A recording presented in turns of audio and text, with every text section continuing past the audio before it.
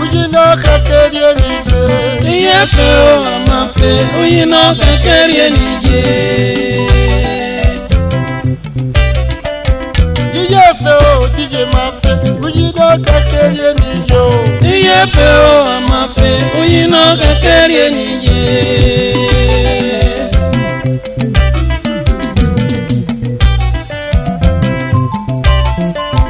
DJ Mafe, Uyina Kakaria N'iye. Iyefeo Amafe, Uyina Kakaria N'iye. DJ Mafe, Uyina Kakaria N'iye.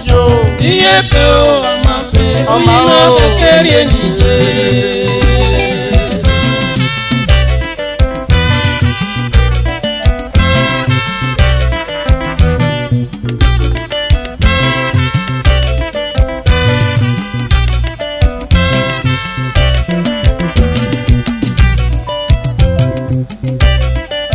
DJ Mafe, Uyina Kakaria N'iye. Iyefeo Amafe, Uyina Kakaria N'iye. DJ Mafe, Uyina Kakaria N'iye. Iyefeo Amafe, Uyina Kakaria N'iye.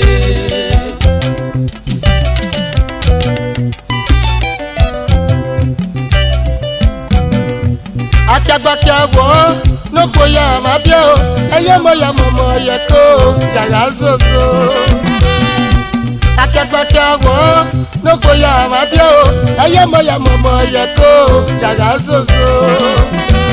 Ajani yo mabio masote wadari na o iya mo ro mami owe. Ajani yo mabio masote iwadari na o iya mo ro mami owe. Ọ̀gbẹ́ni mo fi àwọn àlẹ́ o, ọ̀sẹ̀ náà rí ògbó o, tí yá mọ iye sí òsì lélẹ̀ o. Ọ̀gbẹ́ni mo pò wọ́n àlẹ́ o, ọ̀sẹ̀ náà rí ògbó dán, tí yá mọ iye sí òsì lélẹ̀ o. Àjẹ́gọ́nà àpáná o, jẹ́gọ́nà àpáná, kí yá mọ ọ̀sẹ̀ náà rí yìí náà o. Àjẹ́gọ́nà àpáná o, bàbá o. Gonna pano, Ghi Mazo-Owe na o. Iyefeo, DJ Mafe, Uyina Kakaria N'iye. Iyefeo Amafe, Uyina Kakaria N'iye. Iyefeo, DJ Mafe, Uyina Kakaria N'iye. Iyefeo Amafe, Uyina Kakaria N'iye.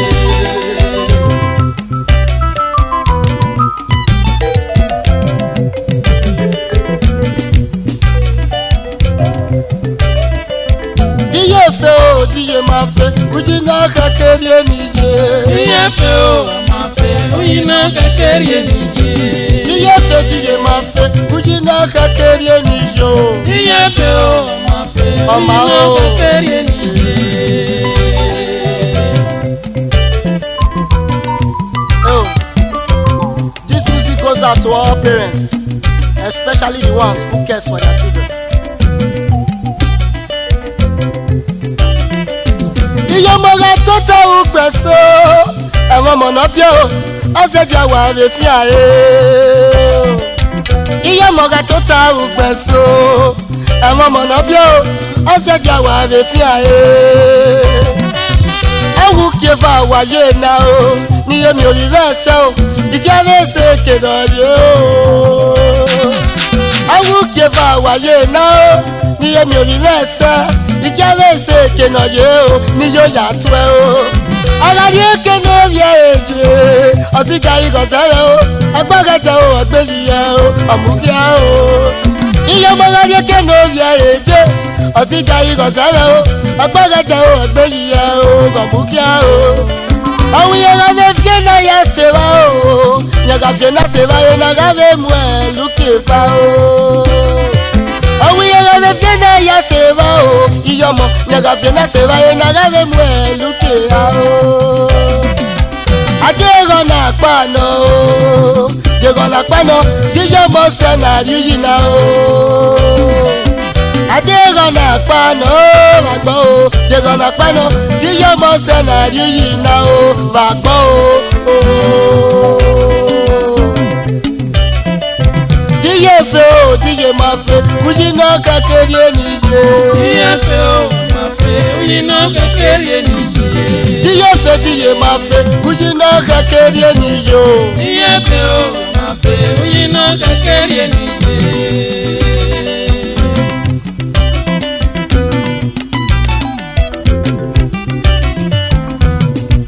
Agbọ́ni máa yé agbọ́ni máa wáyé náà o tálẹ́rù nìyẹ sí bí ọ̀wá o. Agbọ́ni máa yé agbọ́ni máa wáyé náà o tálẹ́rù nìyẹ sí bí ọ̀wá o. Mọ́mí yé sí iná bí ọ̀wá o ògọ̀gọ̀ ẹ̀nà o ẹni mọ̀ wáyé. Mọ́mí yé sí iná bí ọ̀wá o bàgbọ́n o ògọ̀gọ̀ ẹ̀nà o ẹni mọ̀ wáyé. Mẹ́gàgé mọ̀ èso bá gbọ́n o yàgà yóò yànnì níbí ẹ̀ ọwọ́ àgà dàrẹ̀ wòrì ọ́ o. Mẹ́gàgé mọ̀ èso bá gbọ́n o ọwọ́ yóò yànnì níbí ẹ̀ ọwọ́ àgà dàrẹ̀ wòrì ọ́ o. Bòtún náà wẹ̀ yé yẹ̀rẹ̀ sí yé kíá àmọ́ wúwẹ̀ náà wẹ̀ yé o wọ́n máa yọ bọ̀ ọ̀nà yé inú ẹ̀ o ọ̀dàrẹ̀ o. Díye fẹ́ o díye máa fẹ́ Rie-Uyi N'iye kékeré nìyẹ. Díye fẹ́ o máa fẹ́ Rie-Uyi N'iye kékeré nìyẹ. Díye fẹ́ díye máa fẹ́ Rie-Uyi N'iye kékeré nìyẹ o. Díye fẹ́ o máa fẹ́ ọmọ Rie-Uyi o. N'iye kékeré nìyẹ.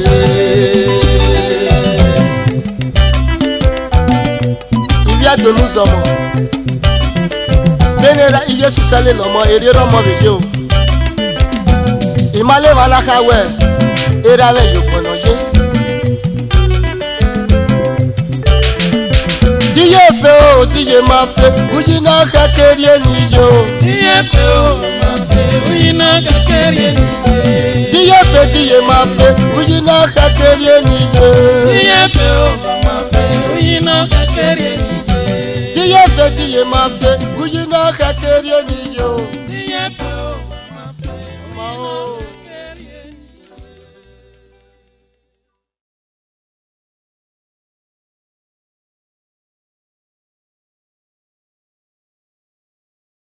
Oko ọ̀sẹ̀mẹ́ òwe àwa túlẹ̀ múrí ògbègbè panovi ọ̀sánà ní mọ́tò náà ti gbèsè káàná. Ẹ̀mí kò yà mẹ́kìn à. Adéré ìwé rí de ìfi mọ́tò bàn ẹ̀mí kò àyè ayé à. Yé mọ́ mi yé mẹ́. Òsà ẹ̀gì ẹ̀mí kò yí máa yẹ ẹ̀mí o. Ìṣẹ́.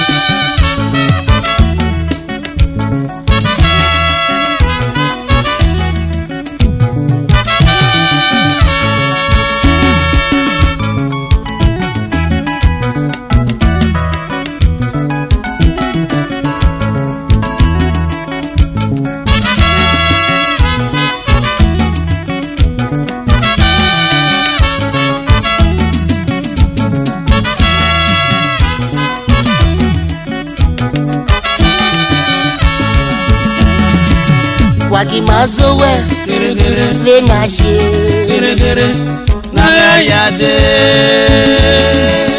Ghi Mazo-Owe Vbenatie na o na ya de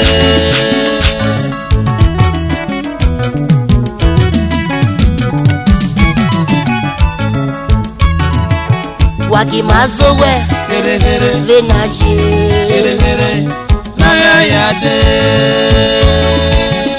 Ghi Mazo-Owe Vbenatie na o na ya de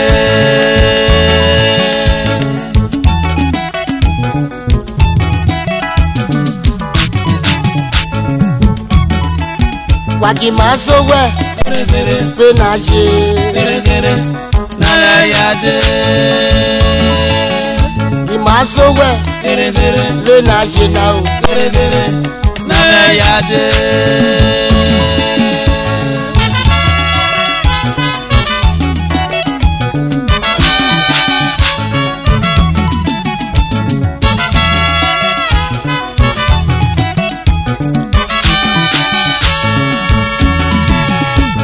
Benin memese o Ediso memese o brother Benin bese o wale Ediso memese o sister Ategi ma epo wa no mi wa no bon ni wi mere ri o Ategi ma edi moto imi o wa no tele wa gbo ni wi mere ri o Leno we ni ye ni o wa gbo eri owo fe le yo fe Leno we ni ye ni o wa gbo agbo ni fo lori re eri owo fe le yo fe Adege ki we do sister Adege fe ma ere o enu we fe ma ere nu mo kinu do fwa nu ya we nu ma we de Adego kada we kwano ma osire Adege fe ma ere o enu we fe ma ere nu ya mo kada yoto nu ya we nu ma we de Ebo we suffer before pleasure I mean we na ni we ye Ebo we suffer before pleasure I mean we na ni we ye Ghi Mazo-Owe Vbenatie na ya de Ghi Mazo-Owe Vbenatie na o na ya de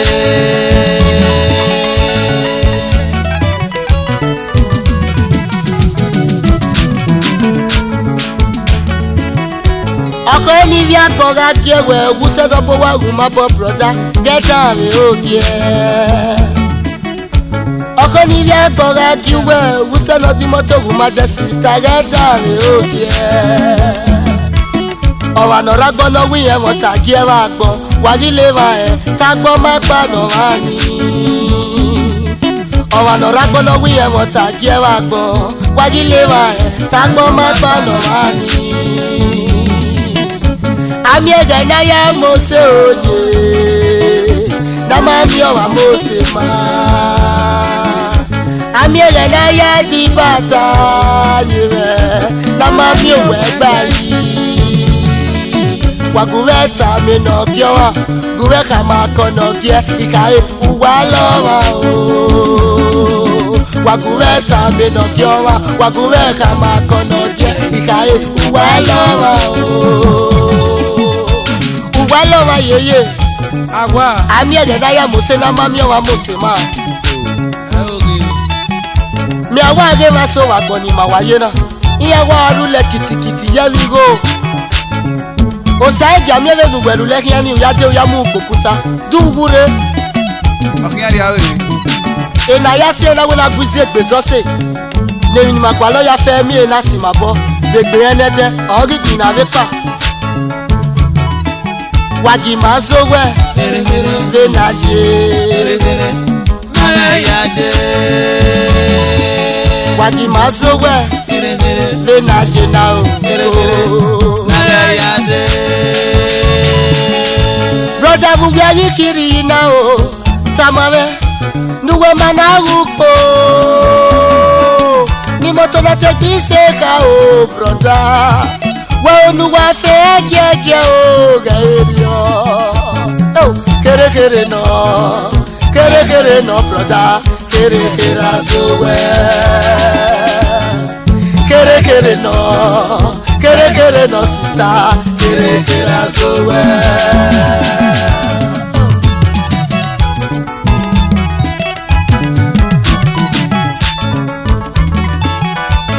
Ebi no go mama go sister iwe giwi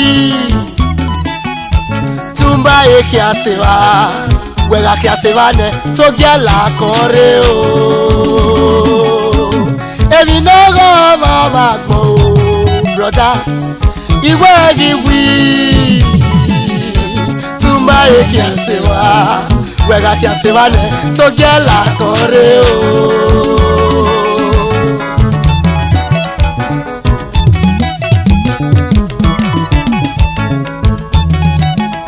Ghi Mazo-Owe Vbenatie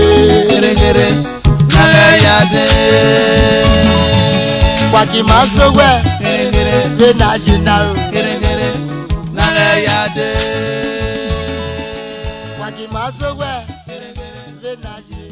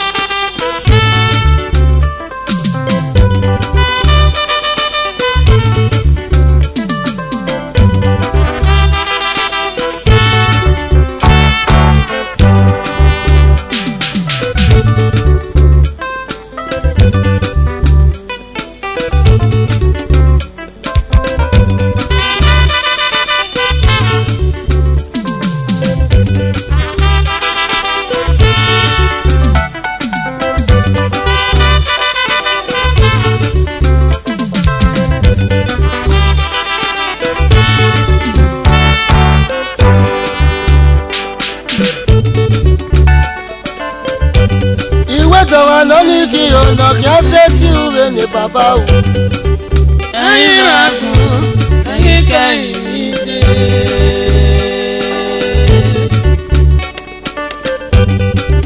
Dawa loni ki ona ki aseti ure ni baba o Jesus ayin agun ayin kayin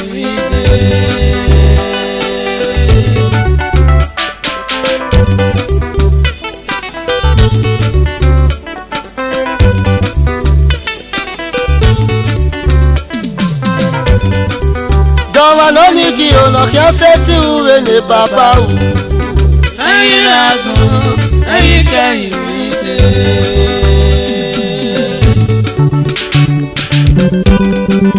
Dawa loni ki ona ki aseti ure ni baba o Jesus ayin agun ayin kayin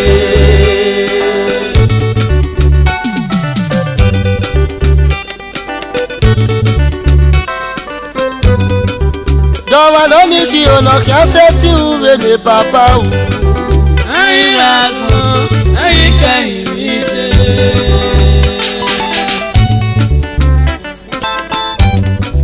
Dawa loni ki ona ki aseti ure ni baba o Jesus ayin agun ayin kayin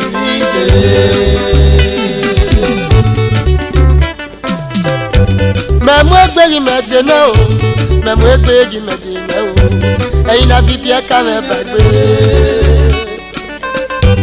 Memu egbe Ghi Mazo-Owe o Memu egbe Ghi Mazo-Owe o Ẹ̀yin na fi bí ẹ̀ka mẹ́ bàgbé o Ẹ̀yin na fi bí ẹ̀ka mẹ́ bàgbé o Ni màdó pọ̀ mọ́ ìsàmẹ́ ẹ̀yẹ nira Nyosewi ma ye ragbona o. Ẹyin na bíbí ẹ̀ka rẹ̀ gbàgbé òní màdó pọ̀ máa jì mẹ́yẹ náà yí òní ọ̀. Nyosewi ma ye ragbona. Èèmọ́ ní bùrì ẹ̀ o, nọ́ọ̀mà sẹ́tì yọ̀rẹ́ o. Ó sábà jọgọ́ mẹ́ga yẹrì ọ̀. Èèmọ́ ní bùrì ẹ̀ o, nọ́ọ̀mà sẹ́tì sọ̀wá o. Ó sábà jọgọ́ mẹ́ga yẹrì ọ̀. Adego na pano, adego na pawano. Osa senari eporena. Adego na pano, adego na pawano. Osa senari eporena. Iwe jamana ni ki ono kese ti uwe ne baba. Ayi rago, ayi karibide.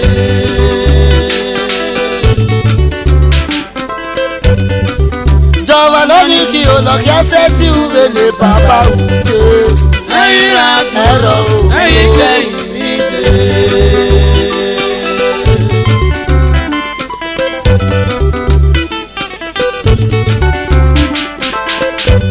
Iwe jamana ni ki ono kese ti uwe ne baba u.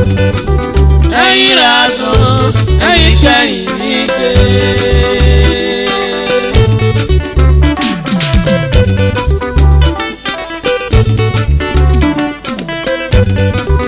Jamana ni ki ono kese ti uwe ne baba u Jesu. Ayi rago, ayi karibide.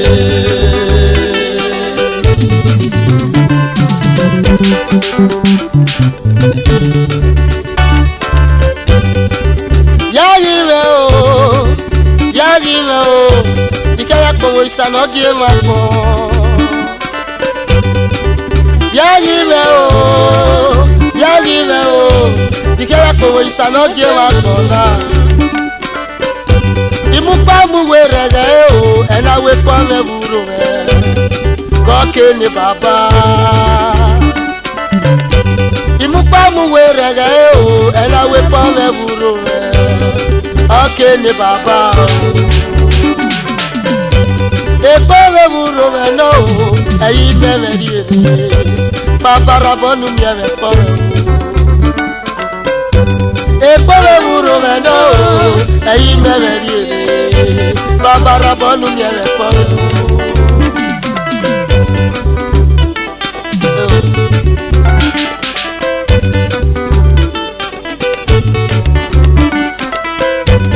Iwe jamana ni ki ono kese ti uwe ni baba u.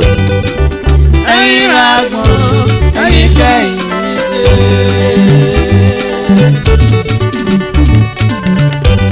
Iwe jamana ni ki ono kese ti uwe ni baba u.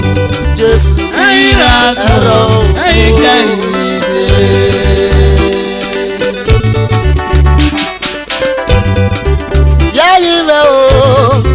Yagime o, ikaya kowo isana gie mako.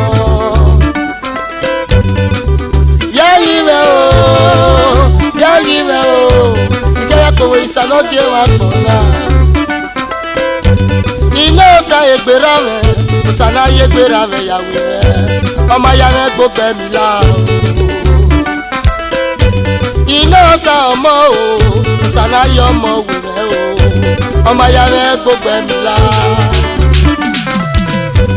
Ogigo nọrọ ni mewo sanera me garire we. Ena ya me sipe. Ogigo nọrọ ni mewo sanera me garire we. Ena ya me sipe.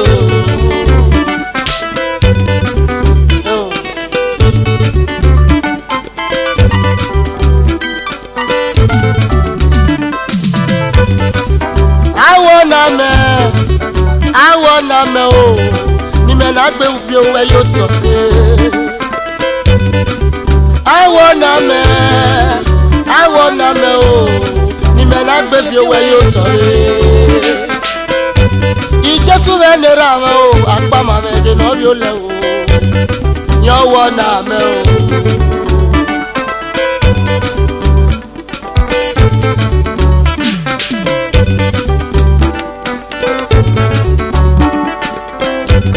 Iwe jamana ni ki sẹ́tì ube ní bàbá o Jésù. ẹ̀yin làgbọ̀rọ̀ ẹ̀yin kẹ́yìn mi dé.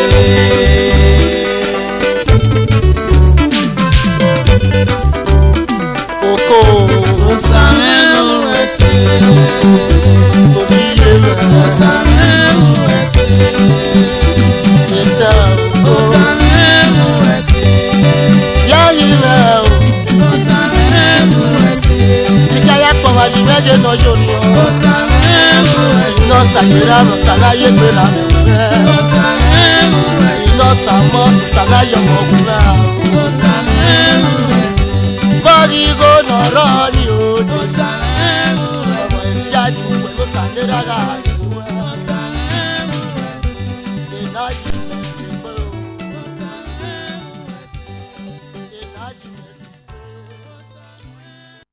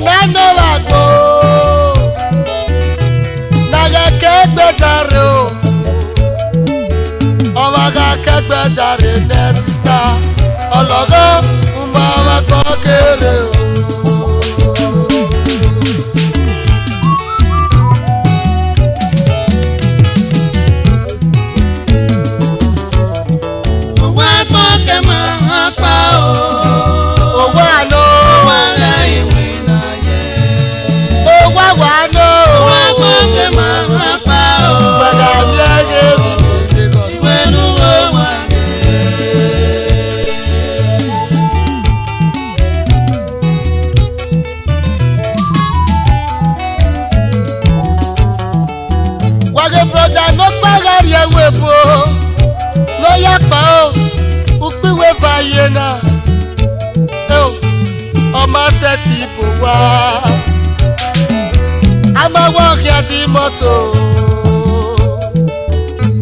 èbúrọ́dá ní ẹ̀sùn ẹ̀gá fi ẹgbẹ̀ ẹ́ o ọ̀wọ́ iye mẹ́rin ló sunú tẹ́yẹ o ọ̀wọ́ èmi ọ̀pá wà gbọ́ ìyẹn gàrí òkú ọyí lẹ́nu rọ̀pá náà ti dó tẹ́ni ẹ̀rù nàná náà wà gbọ́ nàgà kẹ́gbẹ́ dàrẹ́ o ọmọ gà kẹ́gbẹ́ dàrẹ́ ní ẹ̀bùrọ̀dá ọlọ́gọ́ máa wẹ́ kọ́ kéré o.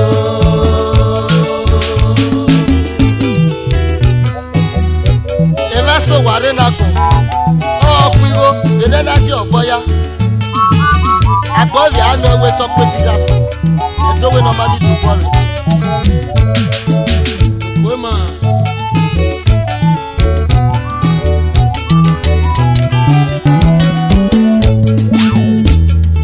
o wa gbo ke ma pa o wa no wa le iwina o wa no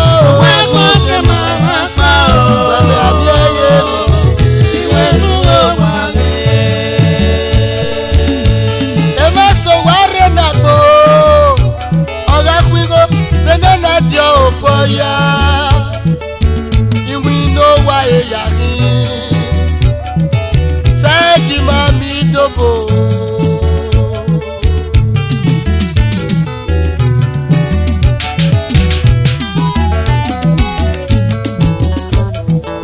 wá gbọ́dọ̀ máa pa o. owó àná. wá rẹ̀ ìwìnà yẹn. owó àná. wá gbọ́dọ̀ máa pa o. pẹ̀lú àmì ẹ̀yẹ mi pèlè gọ̀ọ́sì. ìwé nu ó wà lé.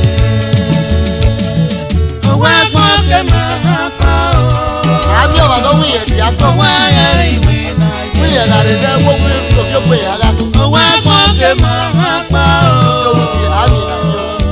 ìwé nu ó wà lé. owó gbọ́dọ̀ máa pa o. owó àná.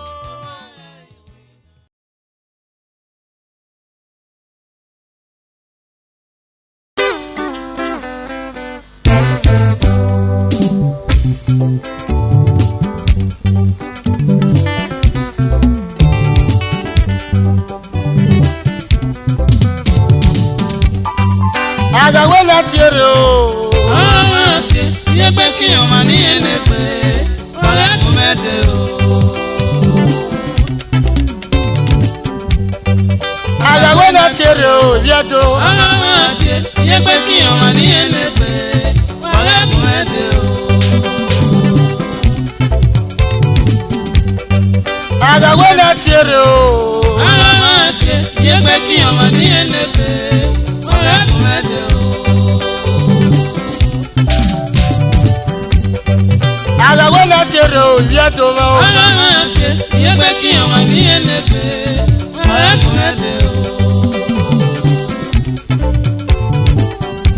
Iná dòlé wà láti pọ́nmẹ́kì ẹ̀ wọ́lọ̀ community youth. Eva ni oye Mọ́dé Arasowa youth chairman. Iná wèlé wà láti pọ́nmẹ́kì ẹ̀ Mr. Sunday Ọbaṣẹ́ vice chairman. Eva ni oye Ẹ̀fọ́sà Ọ̀sányàdé secretary. Iná wèlé alẹ́ wà wẹ́dọ̀ Mr. Pius Iginosa financial secretary. Eva ni oye Mr. Paul Agbagogo PRO Iramena.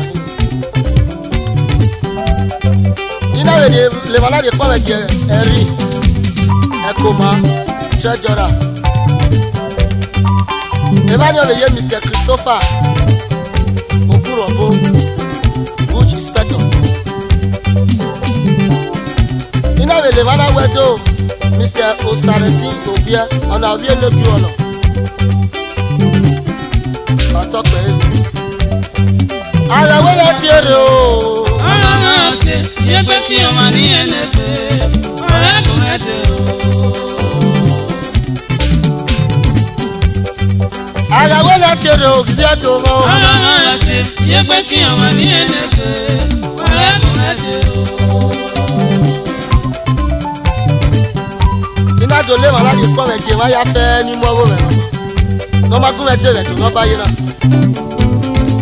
e ba ni oje Chris Oluwan of Iguadon ino fa de ere se me ke no bi ara ko di we to era we na e ba ni o be ye Mr. Sonny Igbo America base edunebu yaro yo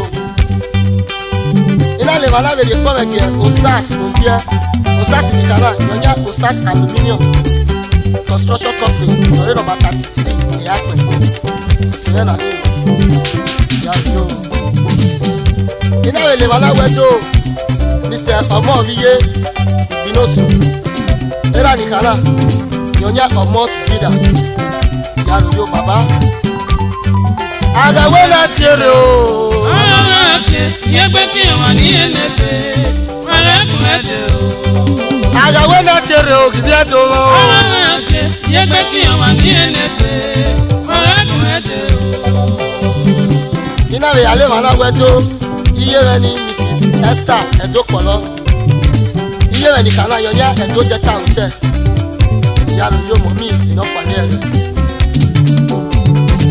ina we ale mana wedo Mr. Sonny Okuoga Chief Engineer Edunebu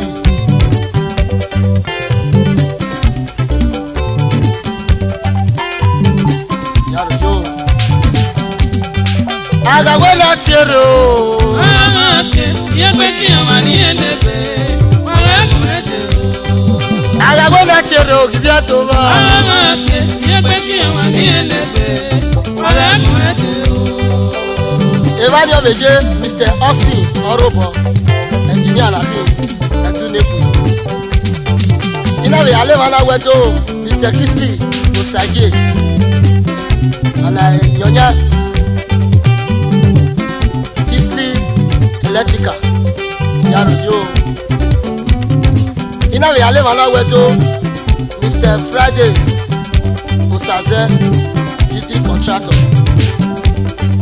Evani obeje Mr. Amadi Ipowosa engineer na Makia wa baba Gha Vbenatie o yegbe ki wa ni enefe wale kumede o Evani obeje Mr. Comrade Austin Eisena Edunebu yaro yo baba ina we ale wana wedo Mrs. Abana Niye imaya ye iye sisi iye rena Evani obeje Mr. Eugene engineer ewe no Makia wa ina we dole wala de kwa me bie the man that matters keniro wa kenirisi yaro wa yo Gha Vbenatie o yegbe ki wa ni enefe wale kumede o wale kumede o iyo wa lo wa wese wale kumede o iyo wa me yegbe ku wa na o iyo wa me yegbe ku wa na iyo wa me yegbe ku wa na iyo wa me yegbe ku wa na wayo boyo me yeke nigade o wayo boyo me yeke nigade o awere me yeke ayi se ti kaka